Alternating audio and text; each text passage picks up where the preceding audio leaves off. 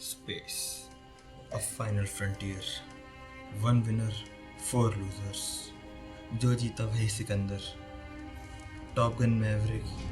You know what? Fuck this intro. I can't take this anymore. You know what? Let's begin the video now.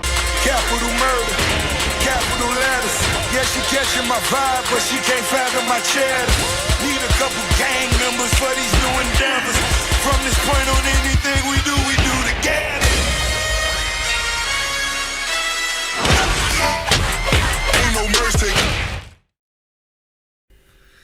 Okay, when you play Destiny, you'll have to choose a class, whether it's a hunter, warlock, or titan. But I am a titan main, so I'll be telling you about titan and a little bit about other classes and what UI interactions and our character possesses. So here we go. This is what your guardian looks like. This is your kinetic weapon slot. Kinetic weapon are your weapons which have no elemental affinities except stasis. There are legendary and exotic weapons. Exotic offer different utility and they help, and some of the exotic can stagger champions. Champions are your high tier enemies which need special mods. Exotics have built-in mods. These are your armor, this is your light level, and these are your stats written in white. And these are your elemental weapons. They come in solar, arc and void archetype. And these are your heavy weapons. Heavy weapons deal more damage and are better. These are your artifact changes in every season. They have different kinds of mods because this game revolves around slotting mods and improving your stats in your armors. So this is your class item. Each class has a different item. Upgrading these armors to their max is called masterworking. You need ascendant shards, and class items don't have any stats, so if you masterwork them fully, they give you plus 12 stats overall. Like masterworking gives you plus 12 stats anyhow. So in leg armor, as you can see, I have changed these, so it's the total has gone down. But if I'll slot in a mod which offers a different kind of stat, the overall percentage will definitely increase.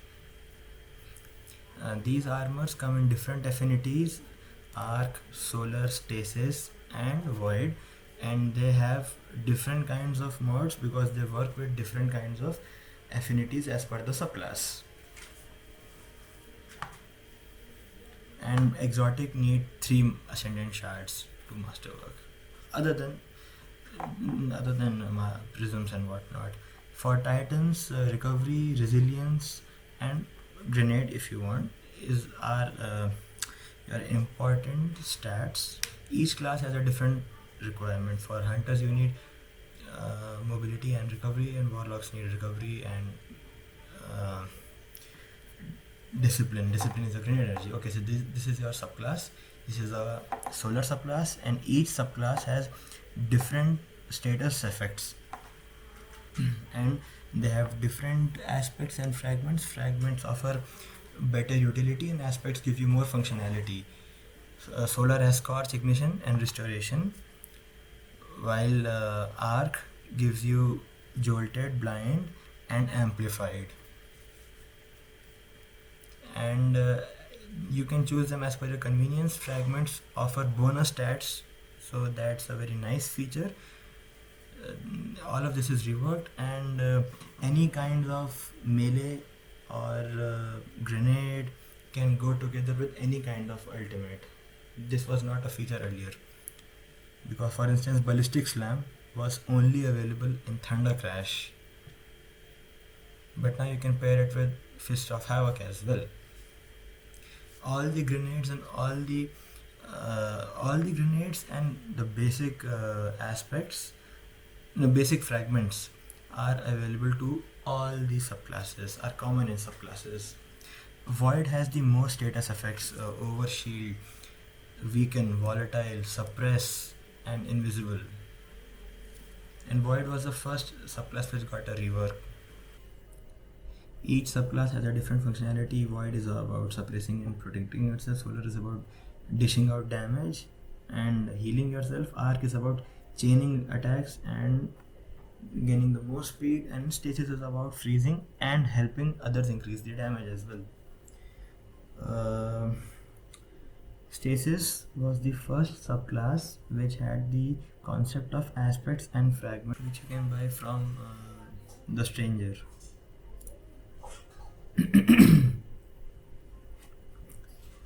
Okay, so this is your inventory.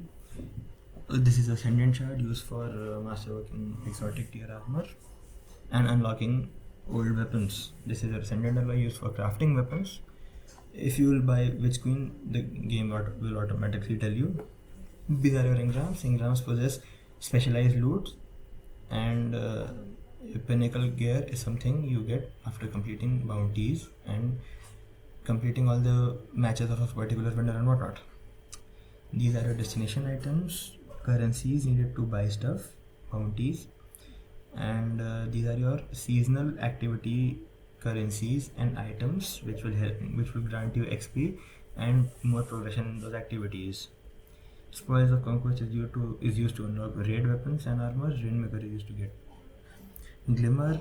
Tincture of Principle is used in Dreaming City to see hidden things, and this serves no purpose because we can buy mods from Glimmer itself or by rank up packages, and treasure key is used in a different activity. Okay, so these are your triumphs. Triumphs are your in-game achievements which reward you with either XP or an exotic tier loot or legendary loot. For instance, I had Curse Breaker beneath me, so this is one of those things. PvP seals can be gilded season by season. These are the seals which I have.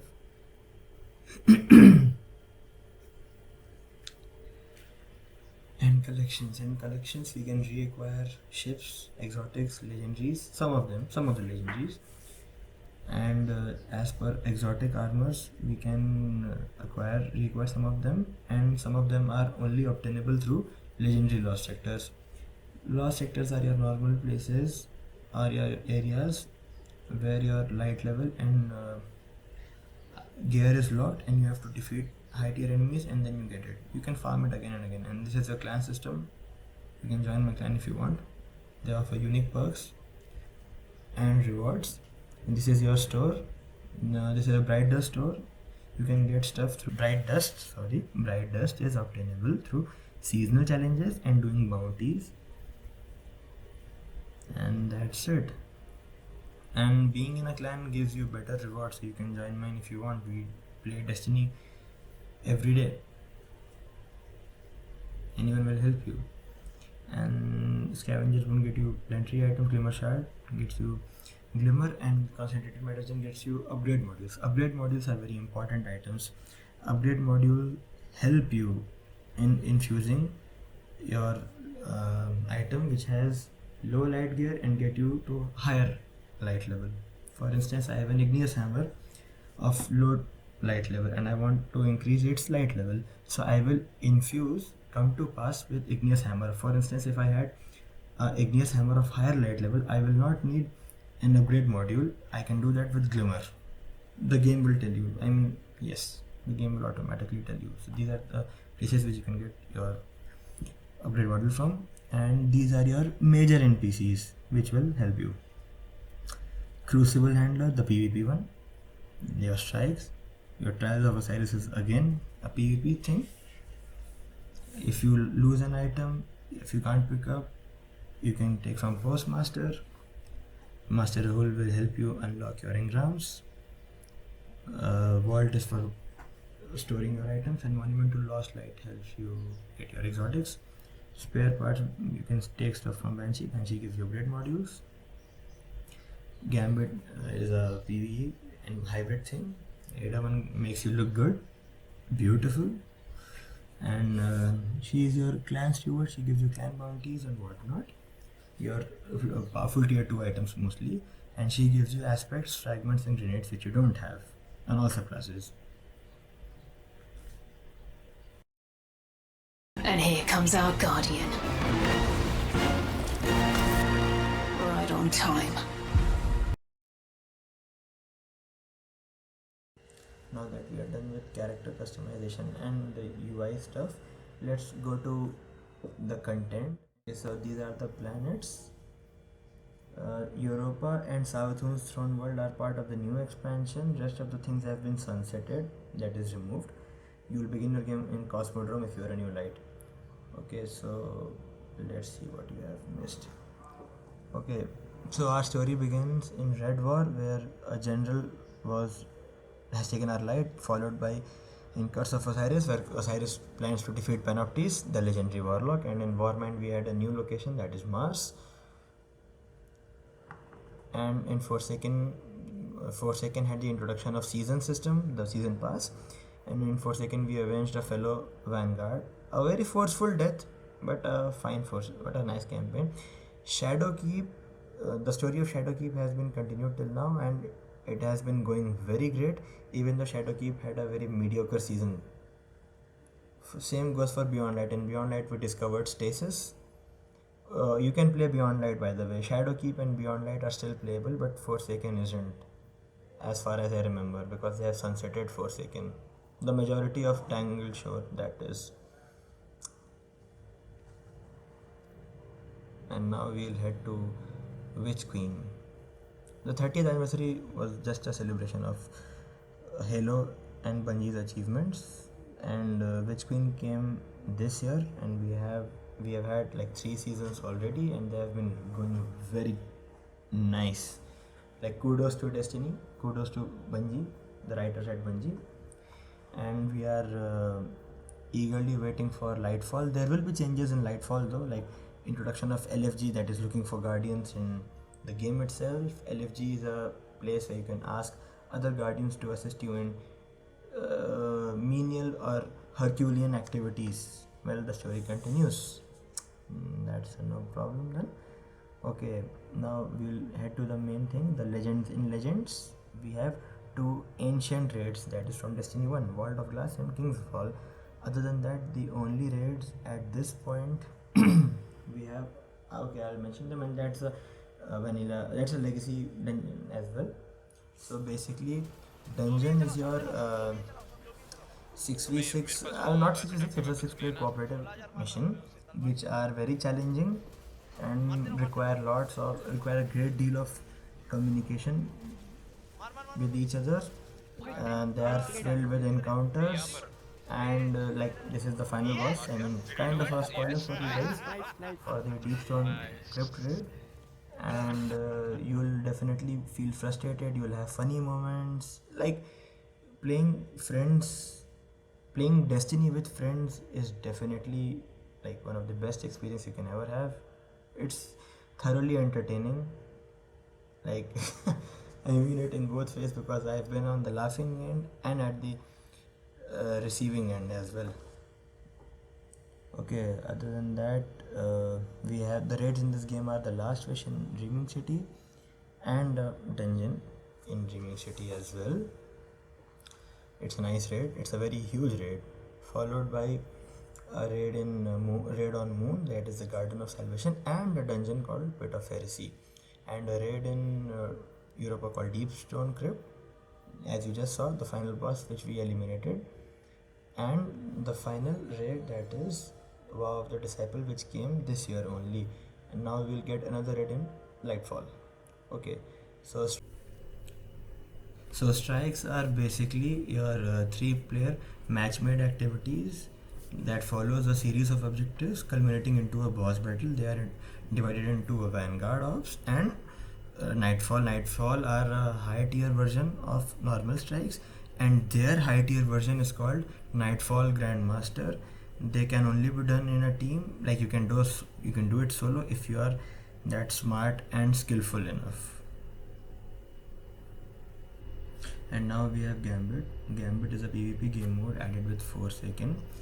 It is a 4v4 hybrid PvP and PvE mode, where we have to defeat primeval bosses and defeat them before our opponent does. Send blockers, stop your enemies, and get your primeval slayer. Basically, defeating the primeval envoys grant you primeval slayer, and then hire the Primeval Slayer, the easier the boss melts, and we have to stop invaders as well. When we are invading, we kill enemies if they are carrying modes to stop their progression, or if they are in a boss battle, we defeat them, and defeating them during boss battle gives the HP back, like the boss regains his HP.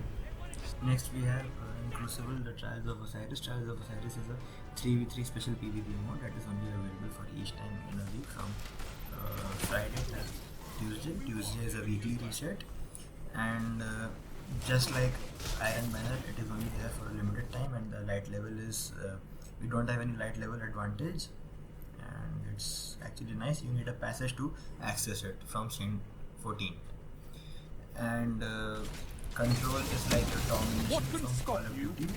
You just control zones and the kills. It's pretty self-explanatory.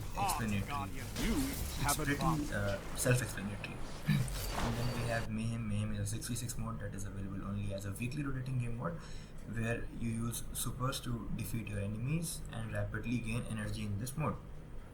Killing someone provides with 1 points and so on. And then we have Iron Banner. It is a monthly PvP live event in Destiny. It is available in the first week or the last week. Like, it's very uneven, but it is there for 2 weeks, and we can talk to Lord Saladin. Lord Saladin is a important character or in the Destiny universe. And then other modes we have Survival. It is a 3v3 competitive mode for PvP hungry people. Elimination is just a standard game mode. It's like Survival but less competitive, I believe. And Showdown is a 4v4 PvP mode. It's not there right now, and Rumble is a free for all. And just like Raids, it is also in a rotating weekly playlist mode, although it makes perfectly sense though for Raids to be in a rotating playlist mode, because each week the raids changes as per the weekly rotation, and different raids offer different pinnacles every week, and dungeons as well. I know this can be very overwhelming to understand, but remember, in the golden words of Joe Blackburn, Destiny has come a long way now, but Destiny's best days are ahead of us.